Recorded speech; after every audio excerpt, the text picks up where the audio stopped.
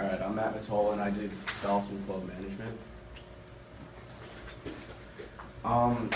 Golf's gotten a lot more popular in America. About 30 million people golfed in the last decade on 16,000 different courses, which is quite a lot. Golf's really the only sport where the playing field, it's not standardized like football. Football, you have a 100-yard field. Baseball, usually the dimensions aren't exact, but you'll have 400 feet in the center and then 330 in right field and stuff like that. So it's kind of unique in that way. Yeah, during the last quarter of the 20th century, the numbers of golfers have increased 4 times faster than the entire country's population, which I thought was pretty interesting.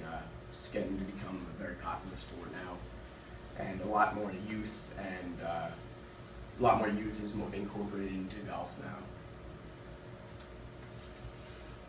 The first country club for golf was established 120 years ago, and usually only wealthy people assembled there because golf was more of a wealthy sport back then.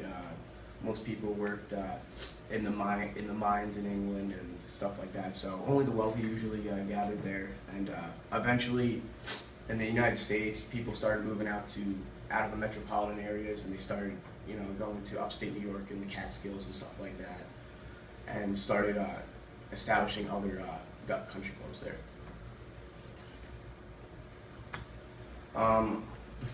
Well, golf originally started in Scotland on St. Andrews, and they play that golf course a lot, especially for the British Open. I'm not sure how many times it was played there. It was played a bunch of times. And the first course in America is actually also named St. Andrews after the old course in England, and it was built by the Apple Tree Gang, and it was built on an apple orchard, so that's the reason why they called themselves the Apple Tree Gang first place, and that was built in 1888. It was like a 3-hole course, so it wasn't anything big or anything.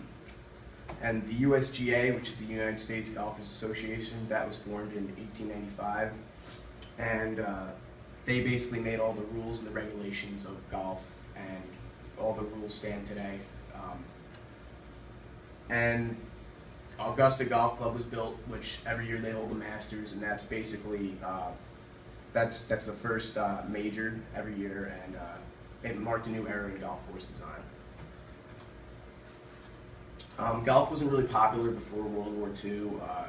It was not really much people played it, but then after, everyone wanted to forget all the war and all the terror that happened, so they started golf, and over 5,000 new courses were built between the 50s and 60s, and then players such as Arnold Palmer, Jack Nicklaus, and Gary Player started to make it a lot more popular with all the exciting finishes and all that.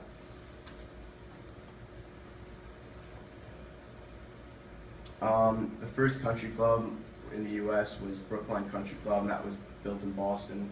And by definition, a country club is located in a country-like setting with lots of open areas and lots of green spaces that has a standard meeting facility at the clubhouse.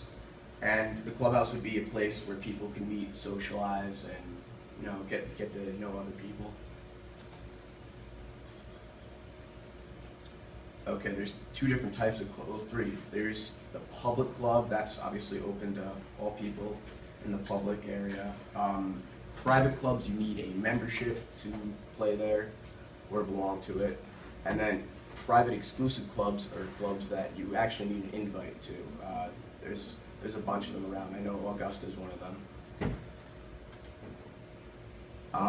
The PGA, it was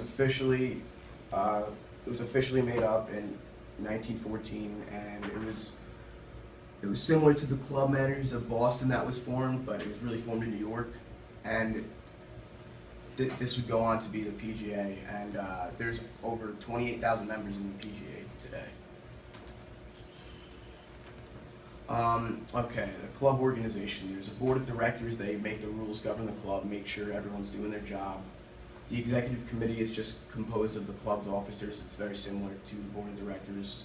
And there's 2 types of committees: a standing committee, which is a permanent committee that is always there and once again makes the rules and makes sure that everyone's doing their job. And there's an ad hoc committee, which these are usually for tournaments. If there's a big tournament or something like that, then they'll put these together at the last second.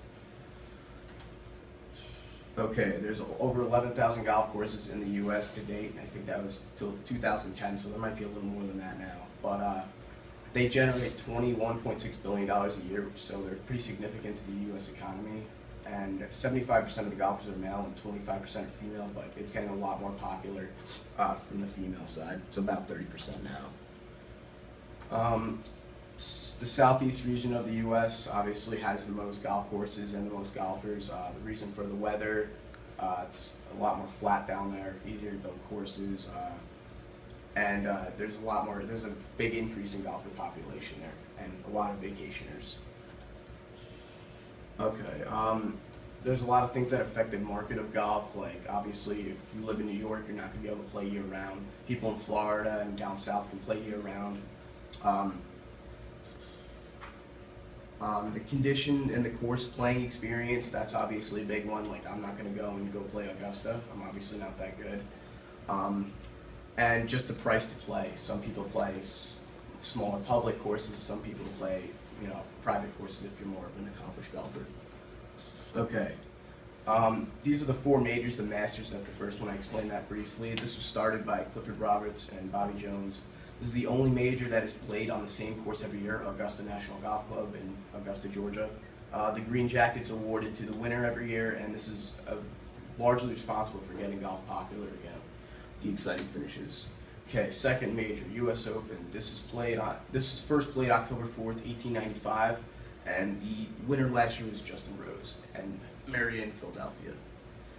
The Open Championship's the third major. It was first played in Prestwick Golf Club in Scotland, and the current champ was Phil Mickelson. And the last major, the PGA Championship, it was first held in Newport Country Club in 1894 in Rhode Island, and the champ this year was Jason Duffner. And if I worked in golf, I'd probably be like a course designer, kind of like Jack Nicklaus. He has over 290 golf courses around the world. So if I did work in golf, I would definitely